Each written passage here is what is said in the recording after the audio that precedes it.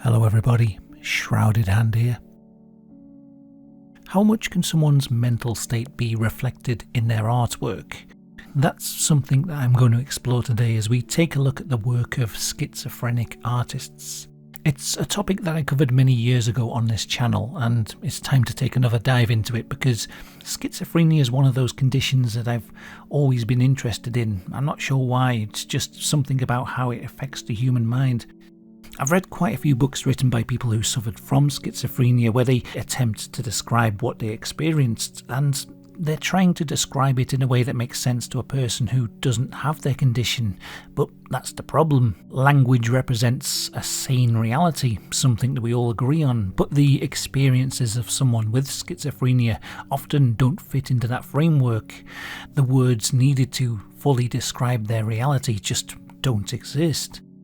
Art doesn't really have these limitations, which is why I think looking at these pieces give us a better idea of what they might be going through. And hopefully I'm not romanticising the condition too much. In many cases, schizophrenia is a terrifying and debilitating illness, and that comes across in the arts. It gives us a glimpse into that nightmarish world. I'll start with the work of Carlo Zinelli. Carlo grew up in the Italian countryside and worked as a farm labourer.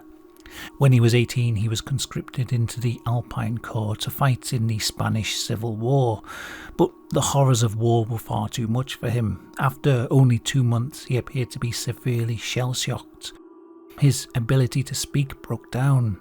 He began suffering from paranoid delusions and bouts of sudden terror and delirium.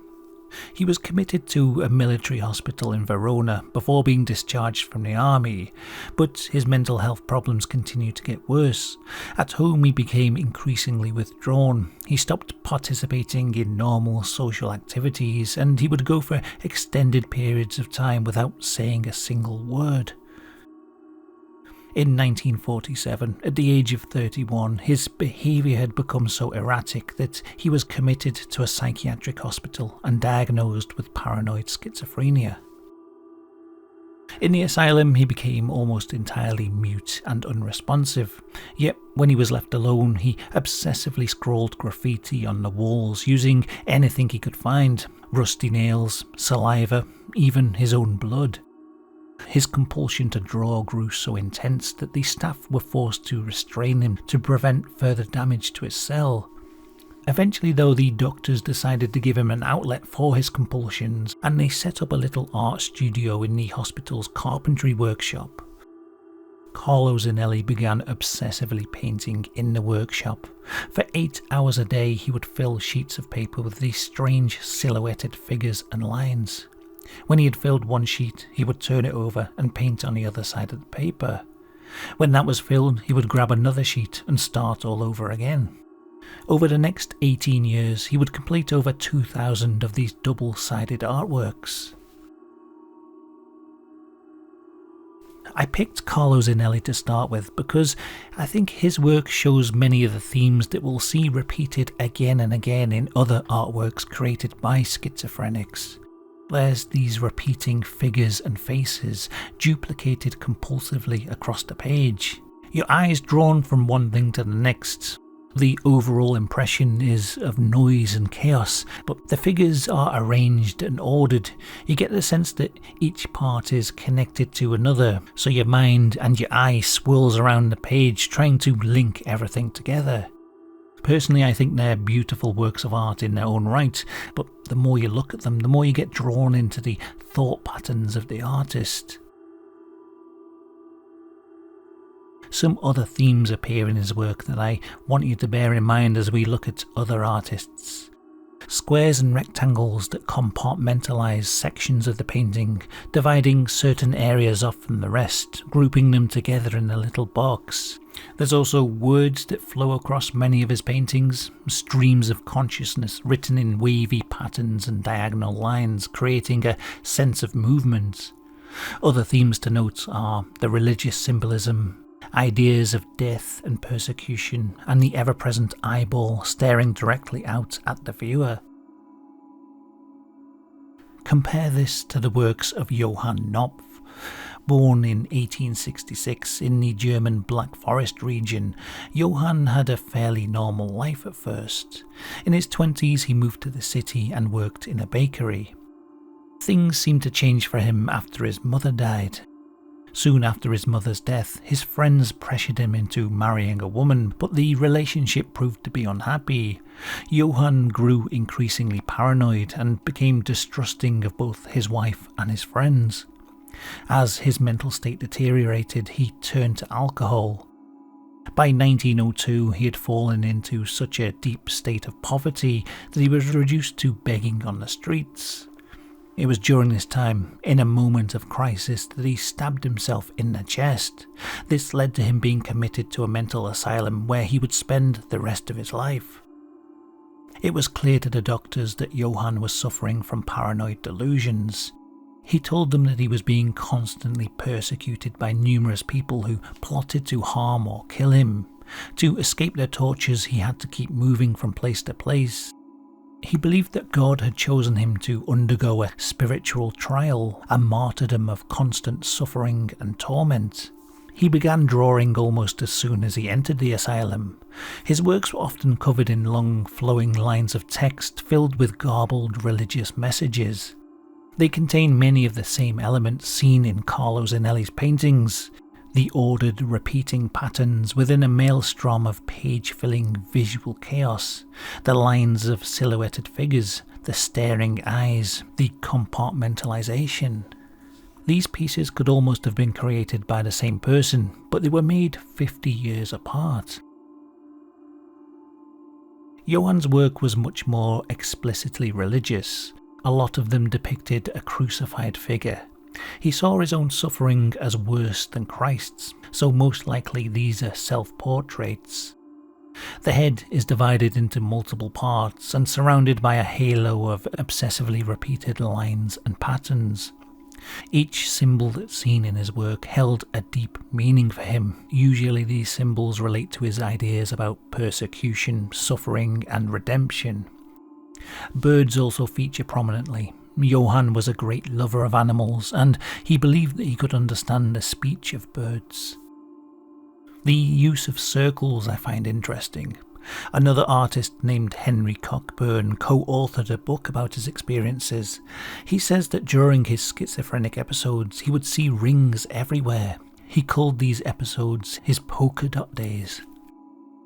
Usually I see rings, like the rings you see in a jewellery shop. Every hollow in a tree, every piece of ivy, all look like they're turning into rings. Not a moment's pause, rings everywhere. I get this feeling of inner torment, that I'm a sinner and that I will die or be physically tortured. I feel that I am being drained into a dark, godless world, and I pray to God that it will stop. I am tormented by forces that usher me hither and thither. Don't go there, they say. Come nearer. I hear the seagulls call. I'm not sure whether this experience was unique to Henry Cockburn or whether other schizophrenic patients experience it too, but it's something we see again and again in their artwork. Not a moment's pause, rings everywhere. This is a piece by Paul Gosch. Paul Gosch was a trained artist who was hospitalised in a psychiatric institution in 1917. He was diagnosed with dementia praecox, a disorder that would later be known as schizophrenia. It's got many of the elements seen in other artworks. The religious symbolism, the endlessly repeating rings and patterns, the persecuting dagger or arrow striking at the heart. Notice how similar the halo is to those seen in Johann Knopf's drawings.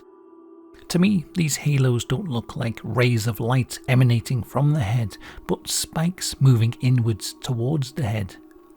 In Paul Gosch's art, they seem to be coming from this ring of houses, aiming directly towards the brain of the central figure. It brings to mind the idea of the influencing machine. I've probably shown a few of these artworks before, but it's worth going over again. In 1919, the psychoanalyst Victor Torsk wrote a paper titled On the Origin of the Influencing Machine in Schizophrenia. He said, "The influencing machine of the paranoid schizophrenic is a machine of mystical nature. It consists of boxes, cranks, levers, wheels, buttons, wires, batteries, and the forces known to technology are utilised to explain the functioning of this apparatus. All the discoveries of mankind, however, are regarded as inadequate to explain the marvellous powers of this machine by which the patients feel themselves persecuted. This is accomplished either by means of suggestion or by electricity, magnetism, or X-rays. The machine serves to persecute the patient and is operated by enemies who are predominantly physicians by whom the patient has been treated. The connection with the patient is often established by means of invisible wires leading into his bed. In short, when someone suffering from paranoid schizophrenia believes that their thoughts are being controlled by outside forces, they often imagine elaborate machines are being used to direct these influencing rays. One of the earliest known influencing machines was drawn by James Tilly Matthews. Matthews was committed to the Bedlam Hospital in 1797. He believed that a gang of criminals were operating a device that he called an heirloom. It was a complex machine that used a series of levers and bellows to torment him from afar using magnetic rays. These forces not only influenced his thoughts but also caused him enormous physical pain. He drew detailed illustrations of the machine that show the rays being directed at various people. Over 100 years later, in 1910, a schizophrenic patient named Jacob Moore would draw his own influencing machine. Moore believed the operators were using this device to control him hypnotically, as well as listening to his thoughts through the headphones. Waves pulled out of me through the positive electrical fluorescent attraction of the organic positive pole to the remote hypnotizer through the earth. Whilst the construction of the machine is very different to James Tilly Matthews' heirloom and the skill of the artist is much more rudimentary, notice how similar the depiction of the waves of influence are drawn. These waves appear in many other artworks. A good example to look at is the paintings of Brian Charnley. In 1968, after suffering a nervous breakdown at the age of 18, he was diagnosed with schizophrenia. Brian was studying art at the time and he continued to paint after his diagnosis, but he grew increasingly frustrated over the years. He felt that the medication for his schizophrenia was dulling his creative instincts. So in 1991, at the age of 42, Brian decided to gradually reduce his medication and then paint a series of self-portraits, capturing the unravelling of his mental state. Here's what I've decided to do. I'm going to paint a series of self-portraits. I'm coming off the medication to do it. Show what happens when the drugs wear off. Just keep on painting so that at the end you get a full portrait of the artist as schizophrene. I need to make a big statement, something that people can't ignore. Go the whole way. I've been painting about schizophrenia, but I've been doped up the whole time. How about I let people know what it's really like? Take the gloves off. The naked truth. The series begins with a regular portrait marking the start of his journey. Within 4 days, the waves of influence make an appearance. About this painting he wrote, "Very paranoid. The person upstairs was reading my mind and speaking back to me to keep me in a sort of ego crucifixion. I felt this was because I was discharging very strong vibrations which could easily be interpreted." 4 days after this, his art style has completely disintegrated. The red splatters on the canvas is the artist's own blood. 12 days later, the art style has returned, but now we see him surrounded by arrows flying towards his head whilst his mouth and eyes are impaled by nails. Another painting like in the works of Johann Knopf and Paul Gosch, where we see the halo of negative influence moving towards the head along with the religious crucifixion-like imagery. Over the following 2 months, Charnley's paintings became increasingly disturbing as he took less and less of his schizophrenia medication. They show rapid swings in his mental states as the works shift between total abstraction and more coherent portraits. Each element of his paintings depicted a different aspect of his schizophrenia. The brain turned into a mouth represents his delusion that his mind was broadcasting his thoughts outwards into the world, and there was no way for him to control it. The spider legs represent his feelings of inhibition and self-consciousness. About this piece, painted on the 27th of June, he said, "I feel I am closing in on the essential image of my schizophrenia." On the 19th of July, he painted his final self-portrait, and then, unable to cope with the mental strain of his schizophrenia, he took his own life. The picture was found still on the easel. People have debated whether this painting is incomplete, but the date in the corner suggests that it is a finished piece. It's the most abstract of the series. It just shows a smear of red, brown and yellow paint across the canvas with no definable features. The same colours used in many of his other portraits to depict different aspects of his delusions. Perhaps it illustrates how, in his final moments, he was entirely consumed by his schizophrenia, any sense of normalcy, of self, completely obliterated.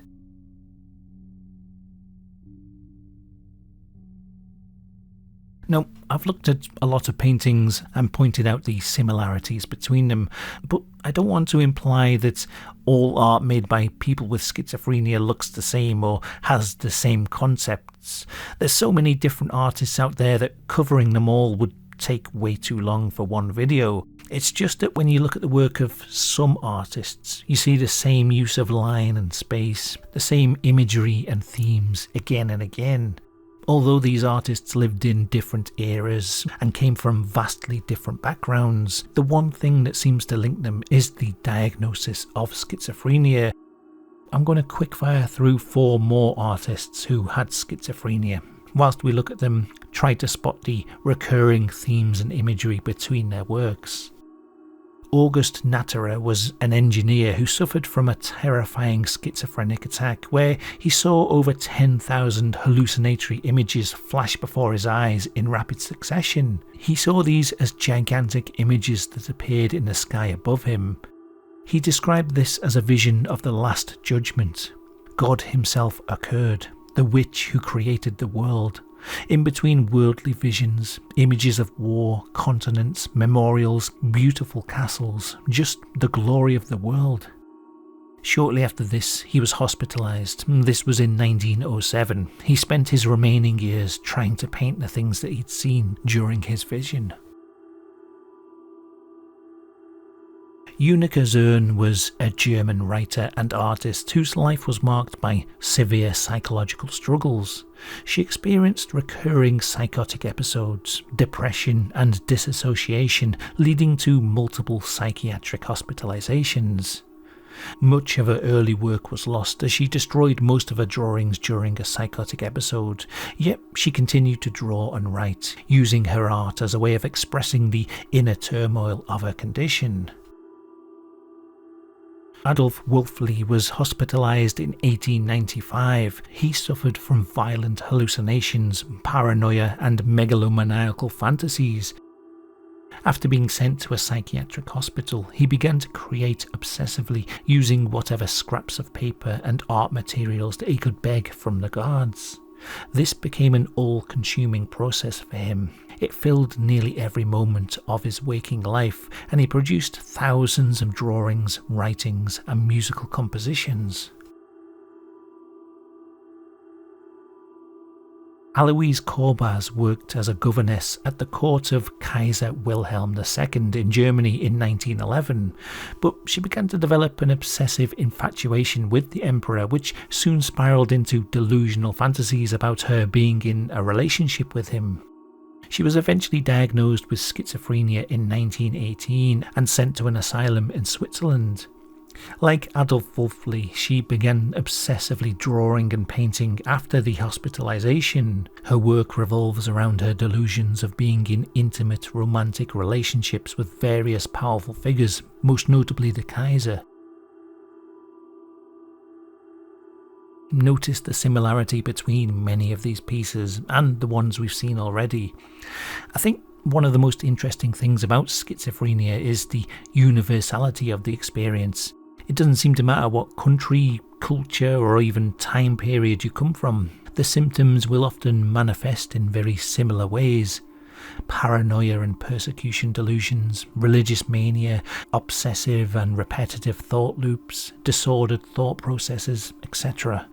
To see these ideas laid out on a canvas, to me it's like seeing a mind map of the condition. And it doesn't just speak about schizophrenia, but about something that exists in every human mind.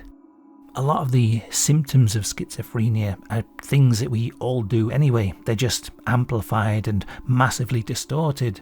For example, paranoia, something we all experience. The human mind is evolved to be hypersensitive to threats. At one point it probably stopped us from getting eaten by wolves. Now it makes us go back and check that the front door's locked after we've left the house, even though we know for sure we definitely did lock it. Our ability to recognise and predict threats may be the root of why we can have repetitive and obsessive thought patterns from time to time. The human mind is also extremely good at recognising patterns and linking things together based on these patterns. It's the exact same process that made me look at all these paintings and find similarities between them. The instinct to believe in a deity or higher power seems to exist at a primal level too. Even chimpanzees have been observed engaging in strange ritualistic behaviour that could show the very earliest stages of religious thought. Our visual cortex evolved to recognise certain shapes and patterns too. Human figures, and especially the human face, is something that we're all hardwired to see. There's also certain patterns like spirals, grids, lines. The psychologist Heinrich Kluver studied the hallucinations of people who took peyote and noticed that many of them reported seeing the same types of shapes and patterns. He named these patterns form constants: the tunnel, the spiral, the honeycomb, and the cobweb. He noted that these patterns appeared in other types of hallucinations too, such as from people experiencing psychosis. It suggests that these patterns are a fundamental part of how our brains process visual information. Anyway, what I'm getting at is, a lot of the things you see in these artworks are things that exist in all of our minds, just warped and skewed by the mental health problems of the artists. So even if you don't particularly like the artwork, there's things in there that some primal part of your brain will recognise. And I think that's probably one of the most terrifying things about schizophrenia. A lot of the symptoms are things that we've experienced, things that we recognise and understand. It's the idea that something like this could happen to any of us. All it could take is a slight deviation in our thinking. And as a side note, I spoke about peyote hallucinations before. It's amazing how much the art of the Huichol people mirrors the shapes and symbols seen in the art of people with schizophrenia. But much of the imagery of Huichol art is inspired by visions seen whilst under the influence of peyote. But anyway, that concludes our dive into the world of schizophrenia and its artists. Obviously, I've stuck to artists whose work I thought showed similarities in themes and form, but there's loads more I could cover. Some artists I left out just because I feel like covering their work properly would take a whole video in itself. Richard Sharp Shaver comes to mind. So if you found this interesting and would like me to cover more stuff like this, then leave a like or a comment on the video. Big thanks as always to the patrons. Your help keeps me going, as does everyone else who interacts with my videos in some way, so thank you for watching. Until next time, goodbye.